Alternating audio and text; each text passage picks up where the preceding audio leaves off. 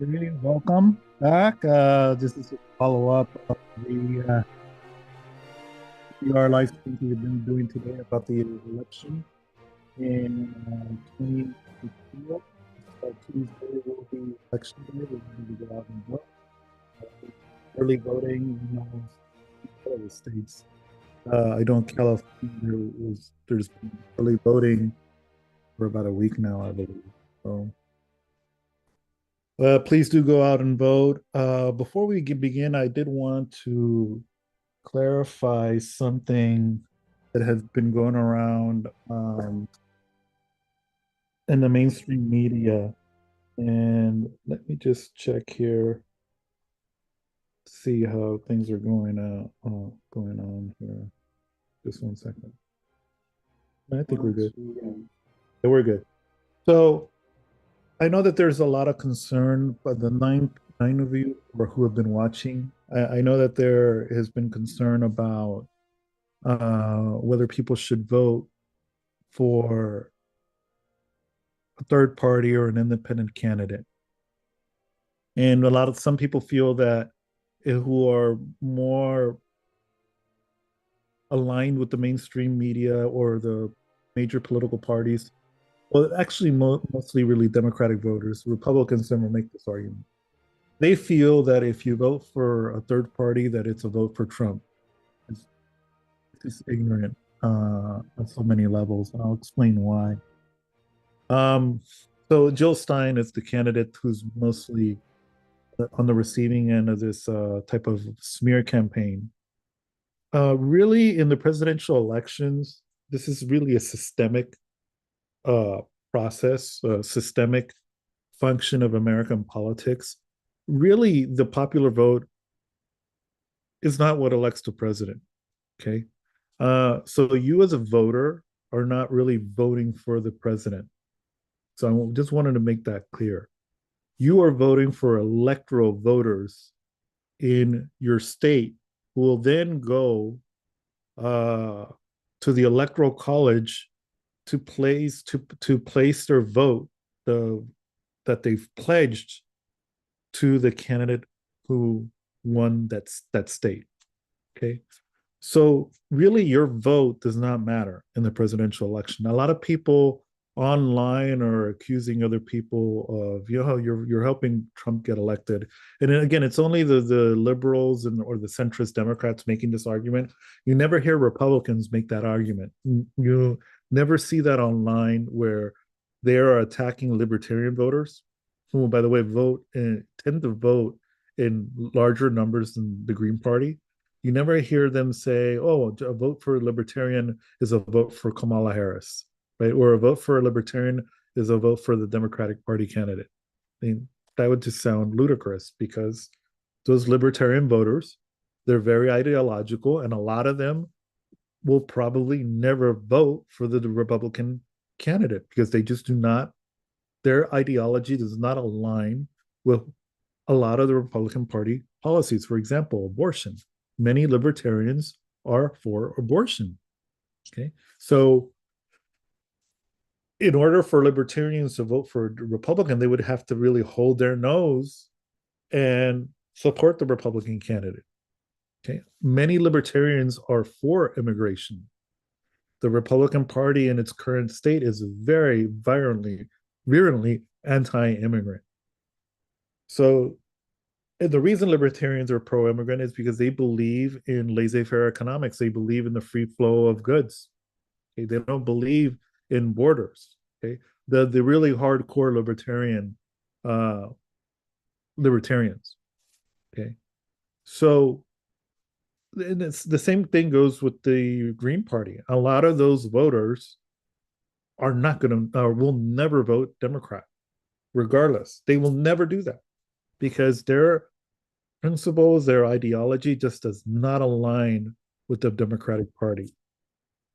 Number one. Number two, again, this is systemic. It doesn't matter um, who you vote for because you're not voting to elect the president. The Electoral College is is the institution that elects the president, period, in the story.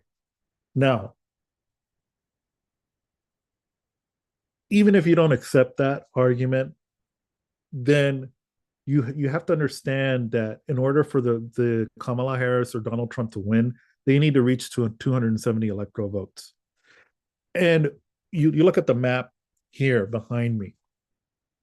The dark blue states are definitely going to vote Democrat. They are not going. The Republican Party is not going to win California.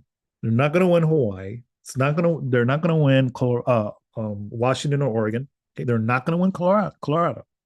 Okay, no chance. New York, no chance. So really, people who live in those blue states, okay, can really vote for whoever they want. They can vote for a Joe Stein, Cornel West, Robert Kennedy Jr., or Libertarian because it's not going to matter anyway. Okay, number one. Number two, I know that the issue, the second point I want to make here is that the issue that is really at the forefront of many people's concern on the far left, including myself, is the issue of Gaza and Israel. And people are making the argument that, oh, if you vote, Kamala Harris is not perfect, but under Trump, things would be worse. Look, listen, there, regardless of who wins the election, the situation in Gaza will not change. Okay. The genocide will only get worse because it's in the US interest to support Israel, period, regardless of who is in the White House. There's not much difference, not much significant difference will take place if either Trump or Harris gets elected.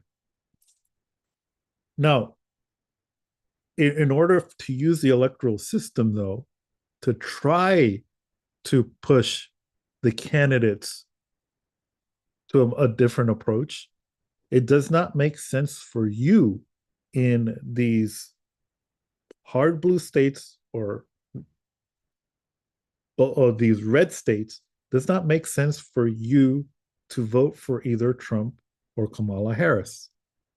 Because if you do that, then the message that the mainstream political party is going to get is that you are in favor, you support the status quo of what's going on in Gaza and outside of the United States. You're in essence, what I'm telling you is that you're throwing your vote away. Okay. So the best use of your vote, if you live in any of these blue or red states, look at these red states here: Idaho, Montana, Wyoming, Utah, North, South Dakota, Nebraska, Kansas, Oklahoma. You live in any of these states that where the Democrats have absolutely no chance, the Deep South as well, no chance of winning. It makes sense for you, if you are a leftist, to vote for the Green Party if they are on the ballot. Okay? If they are on that state ballot, or another independent candidate, or don't vote for any of them. At the end of the day, politicians see numbers. Okay, so if they see that you are voting for them, they will assume that you are supporting what's going on in Ukraine, Israel, Gaza, and what's going on domestically. On the other hand, they do take notice if they see a significant a number of voters voting for a minor party or a third party. They take notice. Okay. And that's what happened in 2000 when Ralph Nader got 2.7% of the vote. It had 2.7% is not that he didn't carry any state, but Al Gore, and I forget what it was, but there was a policy that he decided that if he elected, he was going to try to appease that Green Party vote if he won the election. Okay, so you vote Libertarian, and the Libertarian candidate, by the way, is not in favor of what's going on in Gaza. Or you vote for Cornel West or the Green Party candidate, then you would be sending a message to those in power that you do not support or you do not condone what the U.S. is doing in Gaza. If you live in one of the swing states, we're talking about one of the seven states, Nevada, Arizona, Wisconsin, Michigan, Pennsylvania, North Carolina, Georgia. If you live in any of those seven swing states, or even maybe Iowa, because they talked about Iowa possibly going Democrat, the Des Moines Register um, has Kamala Harris ahead by 3 points. So if you live in any of those 7 or 8 states, politically, it makes probably, if you're on the left, it probably does make sense for you to vote for Kamala Harris because you want to avoid Donald Trump getting into office. Okay. However, if you do not live in any of those 7 swing states, it does not make sense for you, if you're anti genocide, to vote for Kamala Harris. You're just throwing your vote away. Okay. Because Kamala Harris or Donald Trump will win these other states, these 42 other states, or maybe 41, because now we're counting, sorry, 42 or 43, because now we're possibly counting Iowa being now a swing state. We're not sure. But if you live in those 42 or 43 states that are not battleground states or swing states, then um, you should vote for somebody who's not a Democrat or not a Republican. I mean, it's just the nonsense that's going on online. It's really, it just shows the stupidity of a lot of, especially Democrats, not voters. It's just showing the stupidity of Democratic voters, unfortunately. And it's the few. Okay. And they go on Twitter and they're vote shaming people into voting for Kamala Harris. They're trying to make people feel guilty.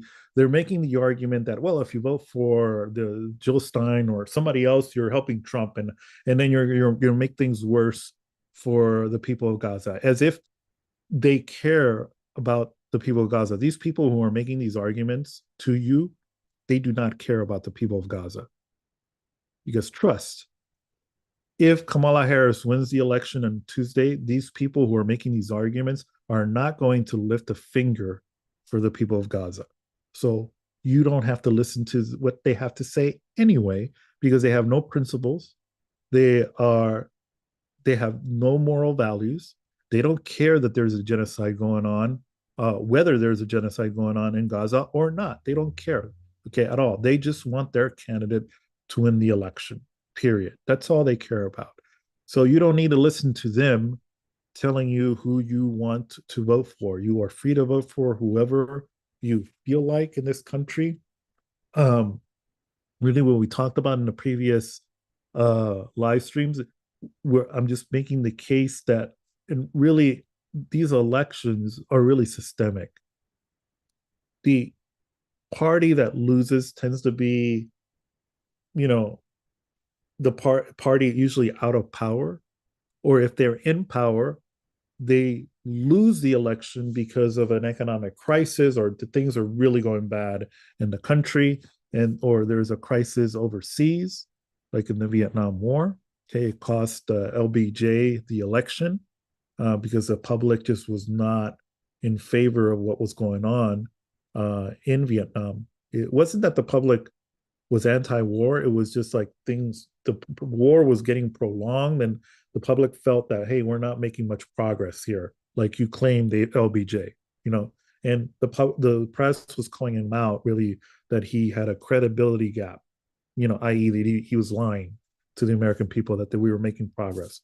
So voters, punished the Democratic Party that year. He ended up quitting before the DNC convention, and the candidate who took over, the vice president, lost the election because the administration refused to significantly change their policy in Vietnam. There was other stuff, shady stuff with Nixon. I'm not going to go into that. But the point is that these presidential elections, what I'm trying to tell you is that they're really out of your hands as a voter. There are broader systemic powers or structures are at play that will decide who's going to win the election. And you as a voter, because we have an electoral college system, your vote really has very minimal impact. The only impact it has, again, is if you do a protest vote. They take a look at that stuff. Okay, if they see a significant amount of more voters voting against the two major parties, the people in power are going to take notice, and they're going to start shifting their policies a little bit, in their program that they're going to try to implement.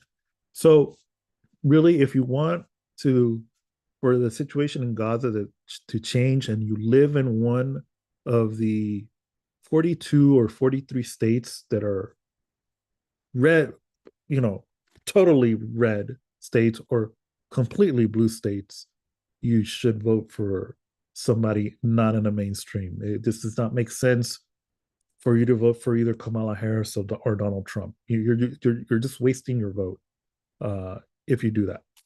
Okay. And then you have the congressional races. That's probably more important in this election than the presidential race in those 42 to 43 states. Okay, now if you live in one of the swing states, then hey, you probably have to be a little bit more strategic in how you're voting because you don't want maybe the Democrat the Republican to win the election and so forth. So it's really up to you. You should make the decision. I'm not here to tell you who to vote for. Period. Okay, great. So that being said, there was something else that I wanted to. I know that we had talked about um, in the previous live streams. I wanted to point this out here. Here we go. Um,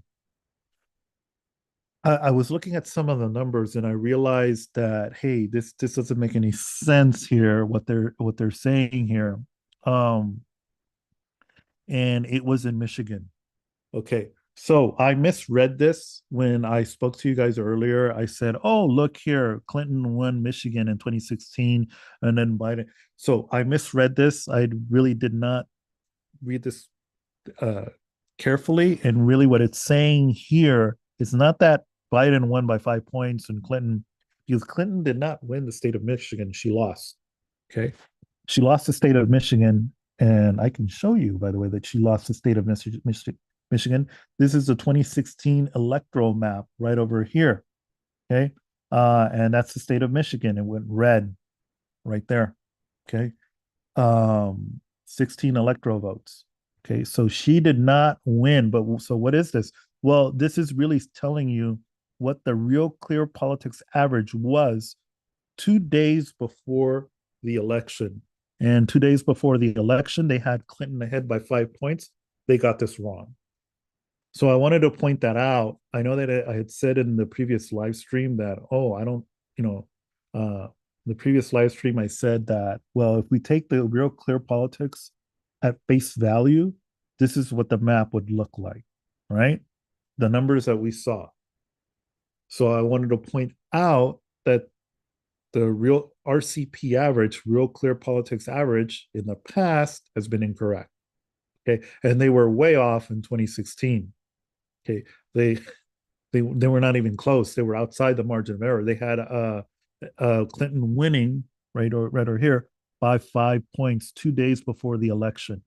Okay. And that was not the case. In the last election, they had Biden ahead by 5 points. And then let's take a look at what happened here. And this was right here. So Biden did win in 2016. Let's take a look at the map there. And did he win by 5 points? He did not. He won by a little less than 2%. Okay. So they were off by three points. Okay. So we want to take, like I told, we cannot take these numbers at face value.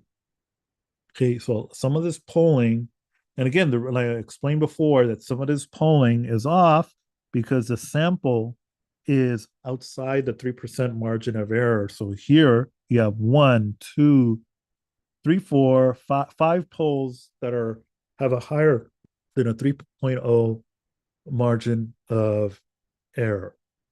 So I do not believe that um I do not believe that North Carolina and Pennsylvania are going to go Trump. I think that they're going to go to Harris. Okay. So I think that the real clear politics forecast that we see here is mistaken. Okay. And again, because it's mistaken in my belief because some of the polling is off. Okay. And let's see what Pennsylvania, since I just mentioned it right here.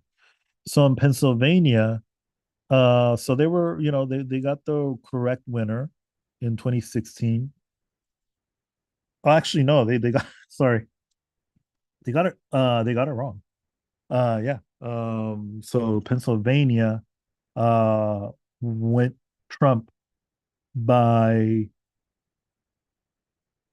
56,000. Yeah, about 56,000, 55,000, a little over 50,000 votes, almost 60,000 votes.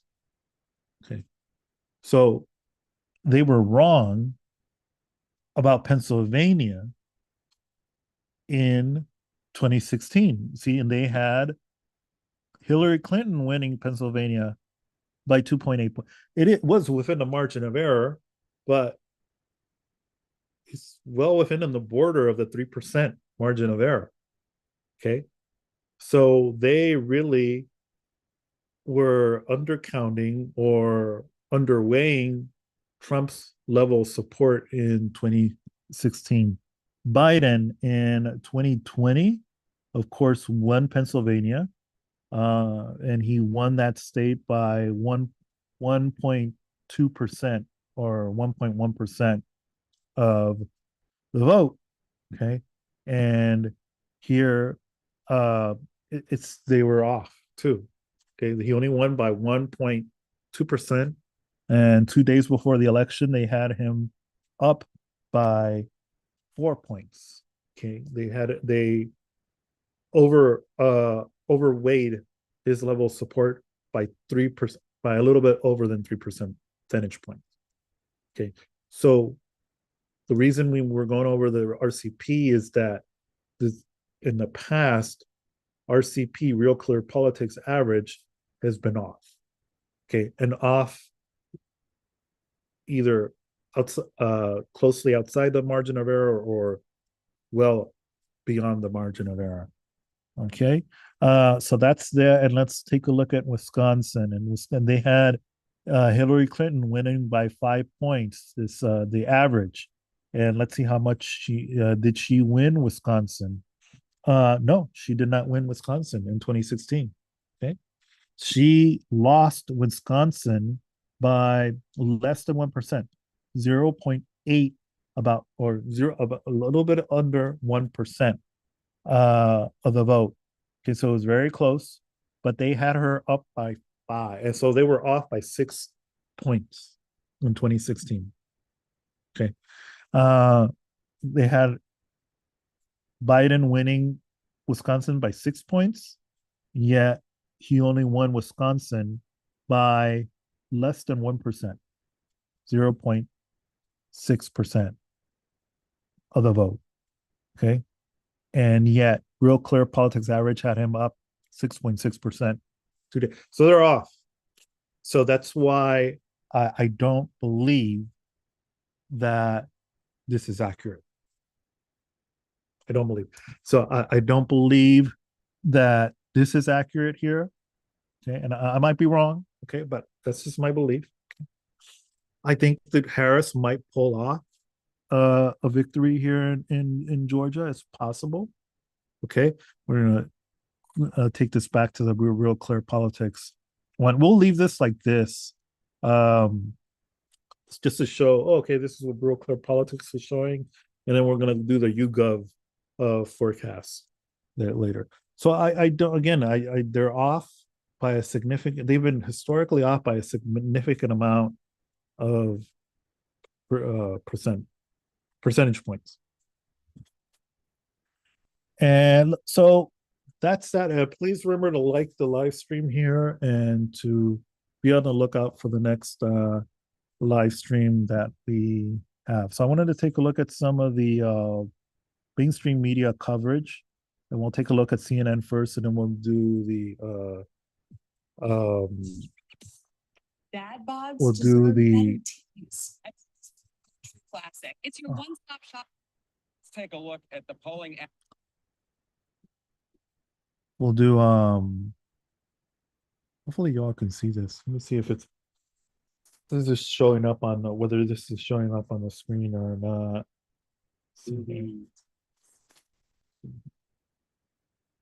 So probably is. Okay, yeah. So here we go. So we're gonna play and listen to a little bit of the coverage by CNN and see what they say. Polling aggregates across those 7 key battlegrounds that we've been talking about, right? In your Sun Belt, you see a little bit more red than blue. In fact, there is no blue in the Sun Belt, but again, it's way too close to call. Trump by 3 in Arizona, 2 in Georgia, 1 in North Carolina, a tie in Nevada. Come over to those Great Lakes and a little bit more blue here, but look at this, just a point in Michigan, less than a point. When you're breaking out this symbol, Jessica, the less than, you know how close the race is. And then, of course, in Pennsylvania, all important Pennsylvania, tie, T-I-E-D. That's the bottom line of this election. Way too close to call at this point. All of the key states within a couple of points, and arguably the most important one, Pennsylvania, T-I-E-D. Just tied. Put that in terms of the electoral map for us. How does that bear out? Yeah, how does the electoral map bear out? Well, if the results match the polling averages, guess what? Neither candidate gets to 270 electoral votes. Oh, yeah. I don't even know what other way to put it, because Pennsylvania becomes the all-important key state. Whoever wins Pennsylvania wins the election. We've been talking about it week after week after week. The Commonwealth of Pennsylvania, just to the southwest of me here in New York City. But again, if this forecast is accurate, Pennsylvania has 19 electoral votes. So if this map is accurate, then that would give Kamala Harris 270. So this is their forecast, but we did look at the RCP average, by the way. And remember that CNN had polling with a margin of error of above 4%. So I think that they're going to be off. I don't think that this map is even accurate. They have Trump slightly winning in North Carolina and Georgia. I just have my doubts about that. I just don't think that's going to happen. And it's very possible that Trump might lose Arizona. He might win. The thing with Arizona is that they have this young Latino senator who's leading in a lot of the polls by about 5 points. There was one poll where he was like losing by 1 point, but they have him winning. And Arizona's been interesting because in the last senatorial election for that seat, Kristen Sinema won, and the state had voted for Trump in 2016. So, and yet they elected a Democrat 2 years later.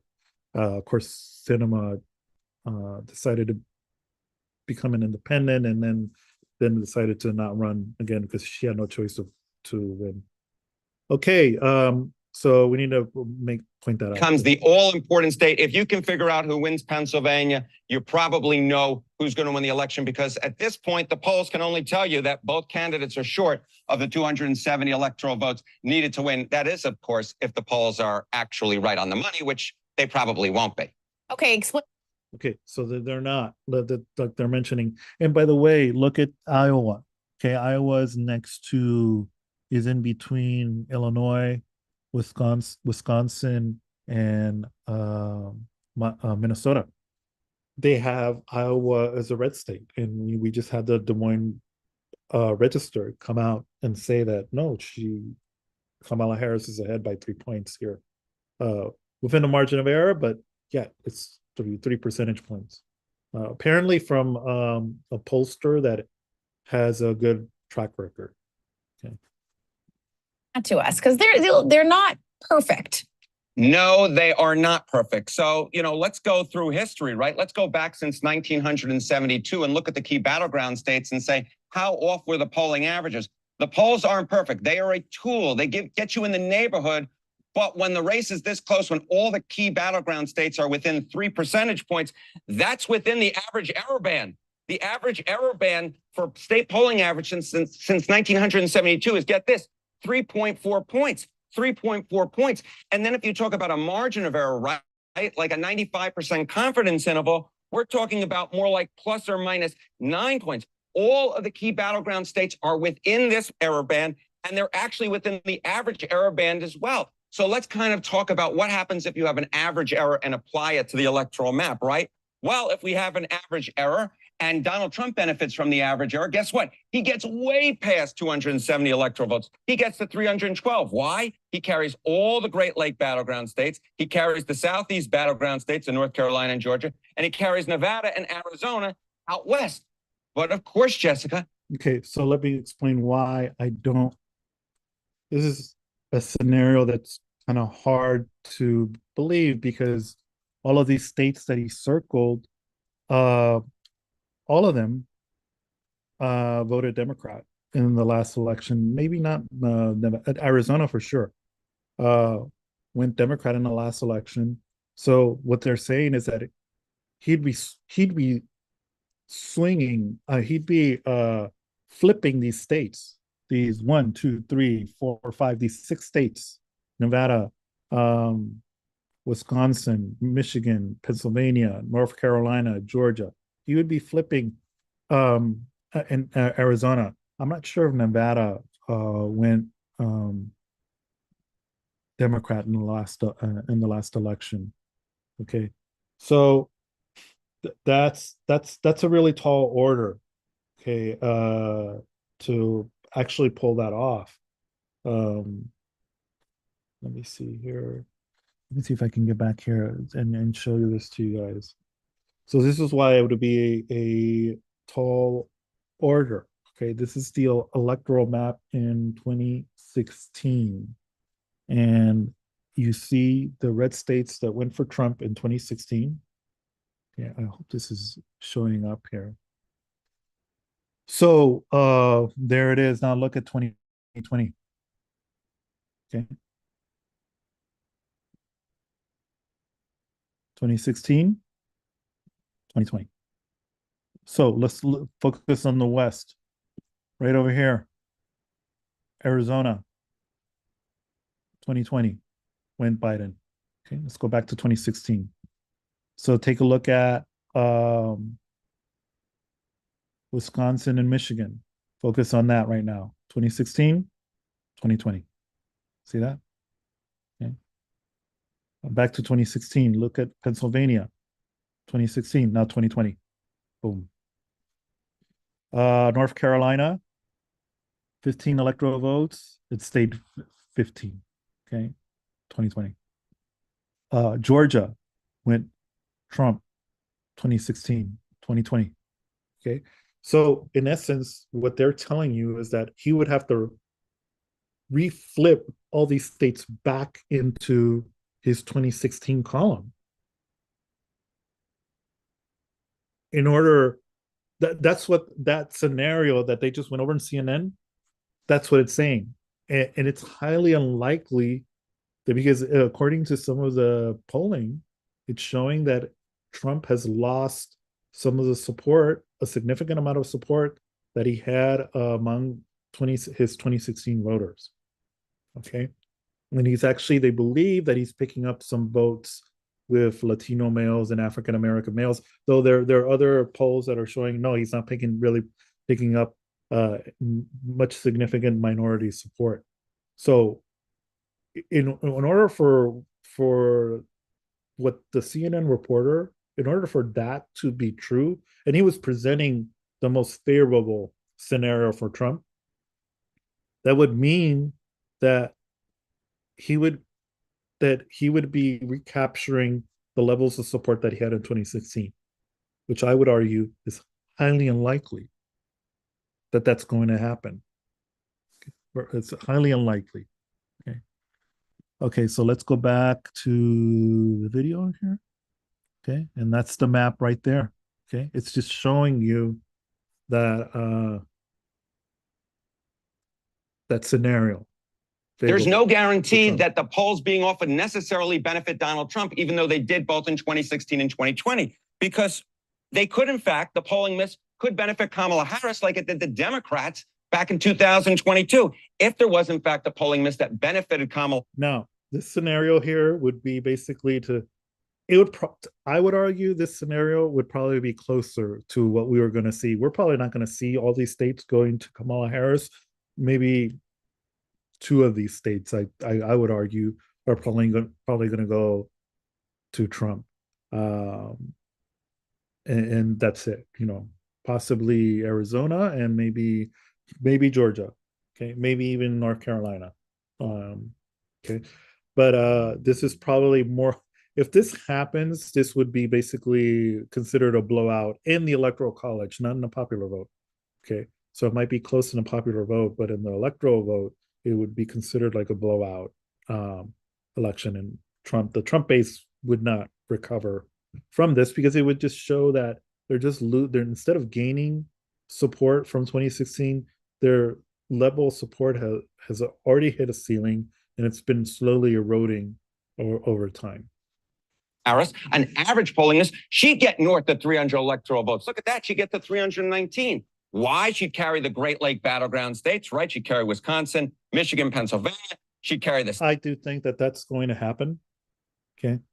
And you look at the map. Okay. Those states, they vote, you know, it's very rare that those states are going to vote, that one state's going to vote differently. It's going to go red, and then the other state's going to go blue, and then the other state's going to go blue, or one state's going to go blue and the other state's going to go red. It's very rare.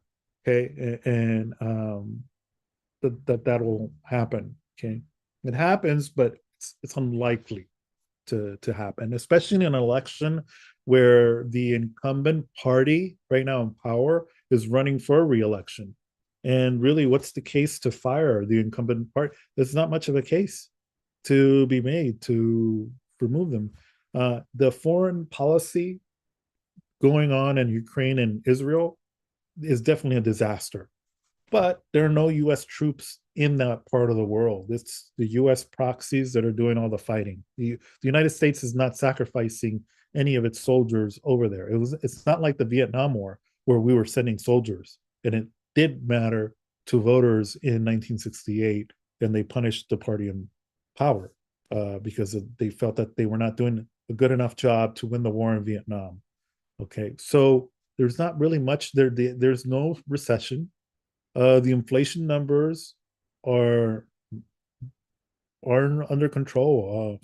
The jobs reports over the last couple of months, there's nothing catastrophic, nothing major going on. So really, voters don't have a lot of reasons to fire the incumbent presidency. And I would argue too that it's actually remarkable that Trump is actually doing as well as he's doing, given the fact that the incumbent party is things are not really going against them much. So it's actually kind of remarkable that he's able to even maintain this level of support in this map here. These battleground states, Georgia and North Carolina, and she'd carry the Southwest battleground states of Nevada and Arizona. So the bottom line is this: the polls at this point point to a race that's way too close to call, but an average miss in either direction could turn this into an electoral college blowout. We just don't know at this point. We just jumping off point with these blue wall states, which. So that's that right there. There was also another one that I wanted to show you this week, the ABC. So it's just good to pay attention wrong track number. To see what the mainstream media, the narrative. Of course, the narrative of the mainstream media, of course, is that that this is neck and neck. And so I guess what I'm telling you, comfort urban boots. See, is that it's very possible that in the electoral college, this is not even going to be close. That Kamala Harris has a good chance of actually running away with this. Okay. Well, we shall see. And maybe I'm wrong, but let's see what ABC says. ABC News Ipsos poll has Kamala Harris holding a 3-point lead nationally. That's up 49-46 over Donald Trump. She was leading by 4 points a week ago, but that's all within any margin of error. Remarkably, Trump's level of support just does not seem to move at all, no matter what happens in this race. You'll recall 4 years ago, he got about 47% of the vote. We go back 4 years before that, 46% of the vote. In our polling, he has been no lower than 45, no higher than 48. But of course, what matters at this point is the battleground states. And this is what we see, the latest and last numbers from the New York Times Siena polling. We see, intriguingly, that right now Harris is up in 2 southern battlegrounds that are kind of must-wins for Trump in North Carolina, also in Georgia. At the same... So they have here the margin of error, 3.4%. So they probably have Nevada right, but it's possible that North Carolina and Wisconsin could go Trump, right? But it's unlikely because that would mean that they were really off on this poll. It's more probable that Trump will win Georgia in this scenario. And look at Arizona, like we said before, that it's probably going to go back. It's split ticket voting probably. Some voters are probably voting for Trump on the presidential and voting Democrat in the Senate race, or they're probably not voting in a Senate race at all. That's another possibility too. Yeah. We see a tie, a virtual tie into must-win states for Harris in Pennsylvania and in Michigan. So that kind of scrambles the electoral math. But just to underscore the uncertainty, George, there is a new poll out today from the Des Moines Register that shows a genuine shocker. 47-44 Harris. Yes, Harris in Iowa. That would be a major, major upset if that happens on election night. Yeah, it sure would. One thing we are sure about, Rick, is the country's in a sour mood. Yeah, George, it sure is. And a whopping 74% of the country thinks that we are on the wrong track as a nation. That includes half of all Harris supporters and 98% of Trump voters. Those are the kind of numbers that are just brutal for an incumbent party. Okay, and we'll stop with this. And this is the closing thought that I have for this particular live stream. We're going to take a look at the YouGov poll in the next follow-up live stream, probably tomorrow. But I wanted to point this out that in my opinion, we're going to see Kamala Harris win this race. I think what happened in this election is that really voters did not want Trump or Biden at all because they're too old, and voters were consistently telling pollsters, we don't want these two. Okay. And then what happened is that you had the debate between Trump and Biden completely had a meltdown. And the Democratic Party, the donors decided, hey, we got to get rid of this guy. So they got rid of him, replaced him with the VP, and she's a lot significantly younger than Biden. She's like, I think she's 58 or 59 years old. And voters got excited, and especially the Democratic Party base got excited because she's not Trump, she's not Biden. Okay. And that's really what's giving her the advantage right now, that the Republican Party did not change their candidate. The voters don't want him. Okay. And I think that's what we're seeing here. That's my prediction, that Kamala Harris will win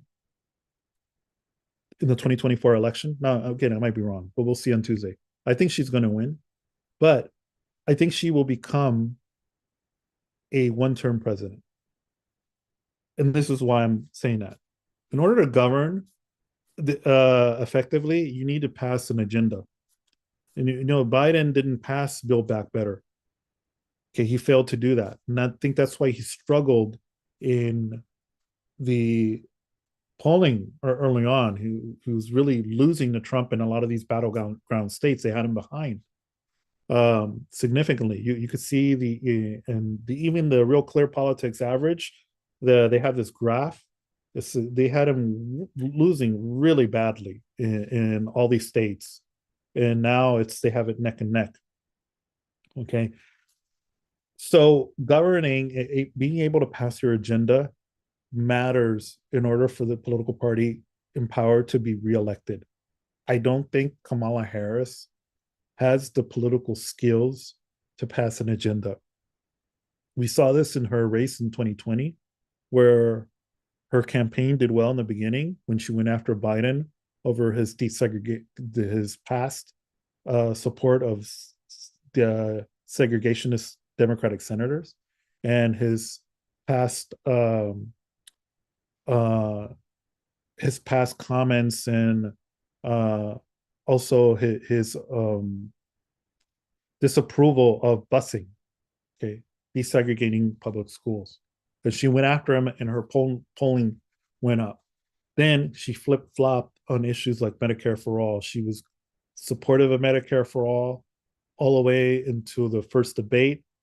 Then in a follow up debate, uh, they asked her to clarify. She said, "Oh no, I didn't mean that. I support Medicare for all. You got me wrong." Okay, so she's had a problem with staying on message, and I just don't. And then when she became vice president, there were reports of people in her office leaving because they accused her of being disorganized. I don't think that she has the proper political skills like Obama had to pass a legislative agenda. I just don't believe, and especially now, this Congress, even if the Democrats maintain control of the Senate, it'll be tough, but it's possible Democrats could maintain control of the Senate. It's possible. Uh, and it's very likely that the Democrats will regain control of the House. Even then, it's going to be very difficult because the advantage that Democrats are going to have in Congress is going to be very slight. And then remember, you have a midterm election in 2 years. She could easily, if she doesn't get anything past the first 2 years, anything significant, she's going to just lose the House and the Congress. And then the next 2 years, she's going to be focused on running for reelection, and she's going to be a goner. I don't think that her base of supporters are helping her by telling everyone to shut up. Don't criticize her, don't critique her. You're only helping the opposition. That's not helping because you need to pressure these people to be greater than they are. Okay. By just going along with what the emperor says, uh, if you don't say that the emperor doesn't have clothes on, then the emperor is just going to remain mediocre. You have to be willing to tell the emperor that the emperor doesn't have clothes on. And then the emperor can do something about that. They can rectify that situation. So I just don't think that her supporters, the Democratic Party, are going to pressure her to be a better president. I just do not believe that at all. And I think she's probably well-meaning on a lot of the stuff, but she has had a history of just like flip-flopping on a lot of issues, and voters do not like that at all.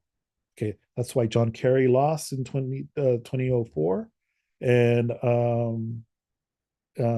yeah, they just don't like candidates who just don't stand on principle. We see this too in the comments that Biden made about garbage, right? That the Trump supporters are garbage.